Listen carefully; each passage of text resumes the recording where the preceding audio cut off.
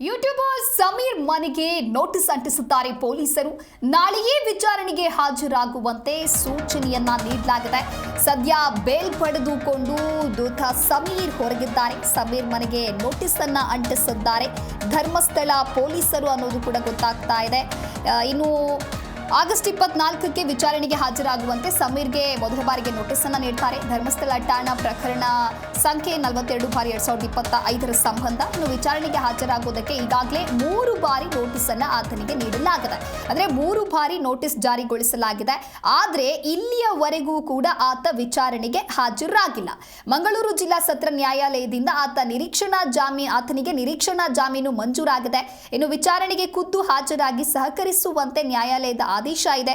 ಆದೇಶದ ದಿನಾಂಕ 24/8/2025 ಆತ ವಿಚಾರಣೆಗೆ ಬರಬೇಕಿತ್ತು. ಆದರೆ ಹಾಜರಾಗುವಂತೆ ಬೆಳ್ತಂಗಡಿ ಸರ್ಕಲ್ ಇನ್ಸ್ಪೆಕ್ಟರ್ ನೋಟಿಸ್ ಅನ್ನು ಕೂಡ ನೀಡಿದ್ರು. ಆದರೆ ಆತ ವಿಚಾರಣೆಗೆ ಬರದೇ ಇರುವಂತ ಕಾರಣ ಇದೀಗ ಸಮೀರ್ ಮನೆಗೆ ಮತ್ತೆ ನೋಟಿಸ್ ಅನ್ನು ಪೊಲೀಸರು ಅಂಟಿಸಿದ್ದಾರೆ. ನೀವು ಕೂಡ ದೃಶ್ಯಾವಳಿಯಲ್ಲಿ ಗಮನಿಸ್ತಾ ಇರಬಹುದು.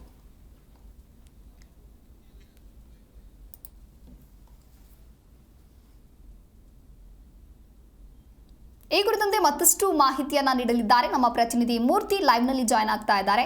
ಮೂರ್ತಿ, ಇನ್ನು ಯೂಟ್ಯೂಬರ್ ಸಮೀರ್ ಮನೆಗೆ ಪೊಲೀಸರು ನೋಟಿಸ್ ಅನ್ನ ಅಂಟಿಸಿದ್ದಾರೆ. ಅಂದ್ರೆ 3 ಬಾರಿ ನೋಟಿಸ್ ಅನ್ನ ನೀಡಿದ್ರೂ ಕೂಡ ಆತ ಹೋಗ್ಲಿಲ್ಲ ವಿಚಾರಣೆಗೆ ಅಂತ ಹೇಳಿ ಸಾಕಷ್ಟು ಚರ್ಚೆ ಆಗ್ತಾ ಇತ್ತು.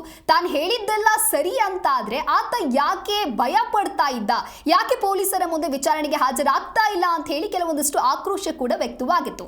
ಸದ್ಯ ಏನಿದೆ ಈ ಕುರಿತಂತೆ ಡೀಟೇಲ್ಸ್?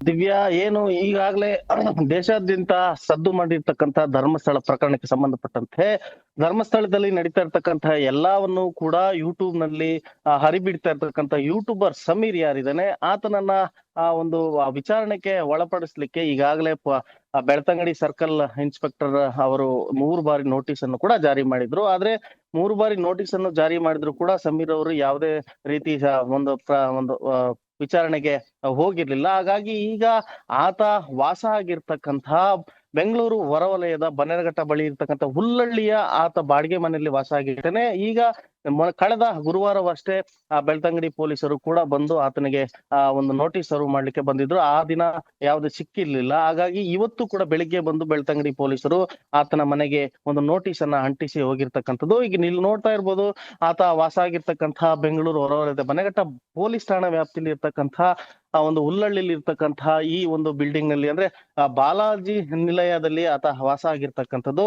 ಆ ವಾಸ ಆಗಿರ್ತಕ್ಕಂಥ ಬಾಡಿಗೆ ಮನೆಯಲ್ಲಿ ಕಳೆದ ಸುಮಾರು ವರ್ಷಗಳಿಂದಲೂ ಕೂಡ ಆತ ವಾಸ ಆಗಿದ್ದಾನೆ. ಈಗ ಇದನ್ನ ಒಂದು ಟವರ್ ಡಂಪ್ ಲೊಕೇಶನ್ ಹಾಕೊಂಡಂತಹ ಬೆಳ್ತಂಗಡಿ ಪೊಲೀಸರು ಆತ ವಾಸ ಆಗಿರ್ತಕ್ಕಂತಹ ಮನೆಗೆ ಕಳೆದ ಗುರುವಾರವಷ್ಟೇ ಬಂದು ಆತನಿಗೆ ನೋಟಿಸ್ ಇಶ್ಯೂ ಮಾಡಲು ಬಂದಿದ್ರು. ಆದ್ರೆ ಆತ ಸಿಕ್ಕಿರ್ಲಿಲ್ಲ. ಆತ ಮನೆಗೆ ಬೀಗ ಹಾಕೊಂಡು ಹೋಗಿದ್ದ.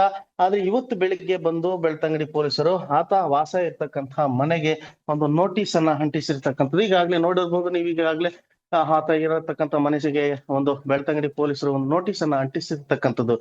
ಇವತ್ತು ಅಂಟಿಸಿರ್ತಕ್ಕಂಥದ್ದು ನಾಳೆ ಅಂದ್ರೆ 24/8/2025 ನಾಳೆ 10 ಗಂಟೆಗೆ ಆತ ಬಂದು ಒಂದು ವಿಚಾರಣೆಗೆ ಹಾಜರಾಗ್ಬೇಕಂತ ಹೇಳಿ ಈ ಎಲ್ಲವನ್ನು ಕೂಡ ಈ ಒಂದು ನೋಟಿಸ್ ನಲ್ಲಿ ಸರ್ಕಲ್ ಇನ್ಸ್ಪೆಕ್ಟರ್ ನಾಗೇಶ್ ಆಗಿದ್ದಂಥವ್ರು ಎಲ್ಲರೂ ಕೂಡ ಎಲ್ಲವನ್ನು ಕೂಡ ಇದರಲ್ಲಿ ಮೆನ್ಷನ್ ಮಾಡಿ ಬಂದು ನೀವು ಒಂದು ತನಿಖೆಗೆ ಹಾಜರಾಗ್ಬೇಕು ಅಂತ ಹೇಳಿ ನೋಟಿಸ್ ಅನ್ನ ಅಂತಿರ್ತಕ್ಕಂಥದ್ದು. ಕಳೆದ 2 ದಿನಗಳಿಂದನೂ ಕೂಡ ಬಂದು ಅವ್ರ ಮನೆ ಬಳಿ ನೋಡಿದಾಗ್ಲೂ ಕೂಡ ಆತ ಸಿಗ್ತಾ ಇಲ್ಲ, ಆತನ ಮನೆಯವರು ಕೂಡ ಸಿಗ್ತಾ ಇರ್ಲಿಲ್ಲ.